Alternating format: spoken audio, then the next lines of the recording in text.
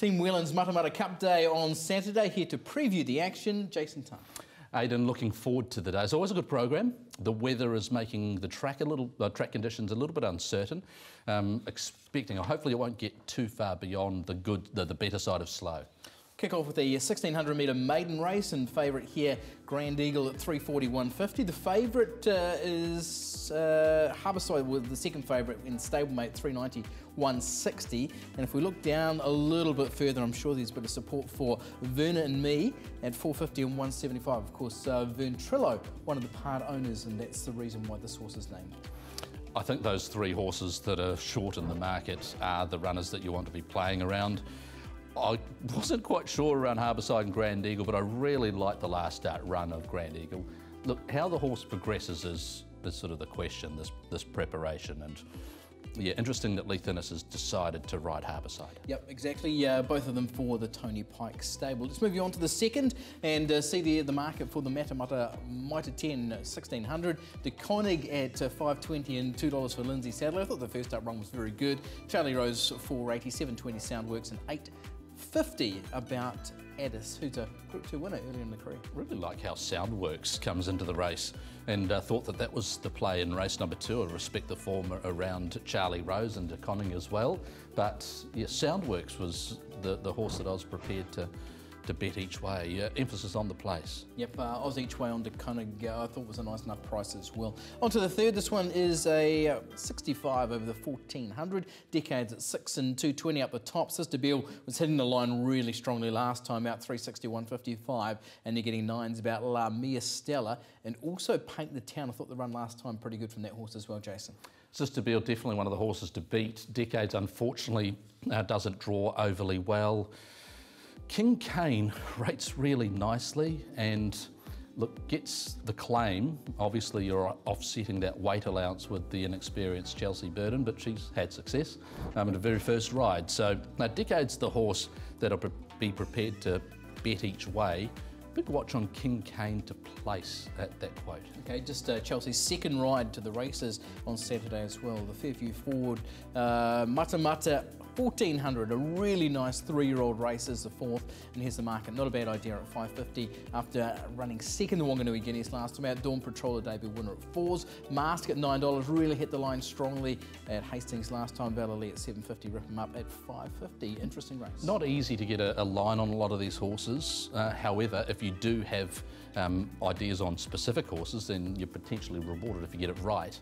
Dawn Patrol, not surprised to see it at 3-1. Rip 'em up, I think she's got a little bit about her as a filly, and I sort of said to myself after seeing her trials and even following her debut at Avondale, where she was very good, that I wanted to be trying to be on her early on in her preparation, because you know, 550 to me is the type of price that, I mean, it goes one of two ways. It could either look like a gross under or gross over, and I'm prepared to roll the dice and say that it's probably going to be an over. Okay, I was keen on Mask, who really hit the line strongly last time out. Beat home Tavis and goes around in the $2 million Caulfield Guineas on Saturday. Imelda Mary, an unlikely starter in that race, talking to Wayne Hillis yesterday as well. On to race 6, the Comag 1600, in fact the 5th, where Blue 22 comes up at 680, same as Pacquiao, and Cutting Up Rough was eye-catching last time at 850. Scroll down, we might see a few in the market, including Chingua there at 10 and 320, and Rene, who is an acceptor at Hawara at 950 in the market as well. Don't have a huge amount of confidence with this race, however. The 15 and 16 Chingua and Sunburst are the runners that interested me, particularly at double figures, and ended up going with the Opie Bosson ridden Chingua.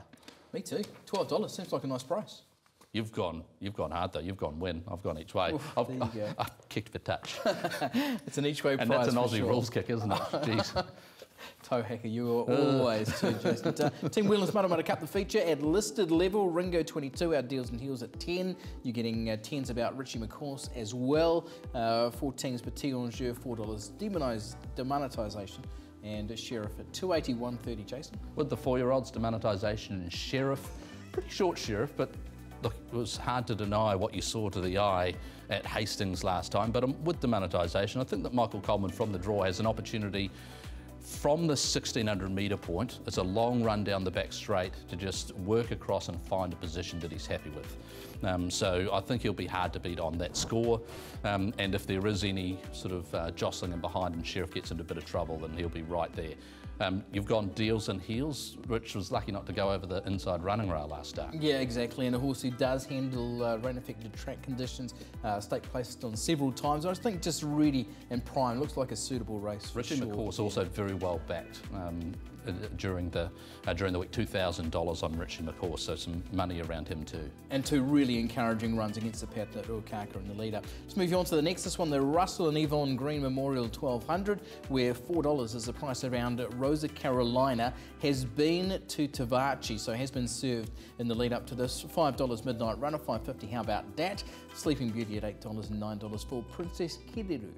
Well, there'll be a little bit of a rain dance for followers of Sleeping Beauty, I'd expect, because if this track does deteriorate to slow and worse, then that $8 is going to look very, very good very, very quickly.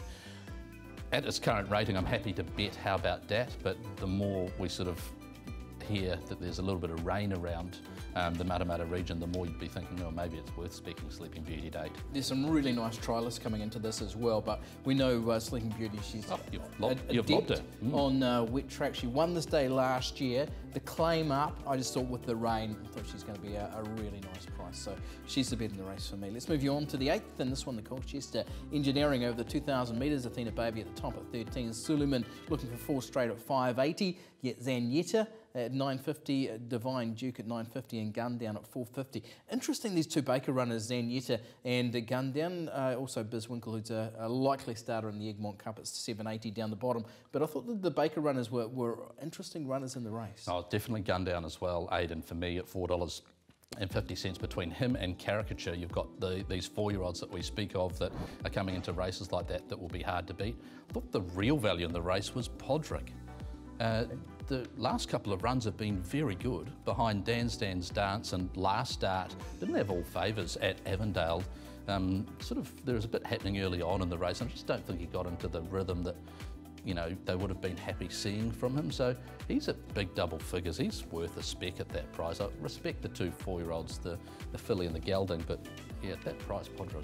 I've gone with Caricature each way. I just thought it was a big improvement second up after the Karaka Classic run. Just an interesting point on this race that I found in here. Zanyetta and Suleiman won on the same day back in June.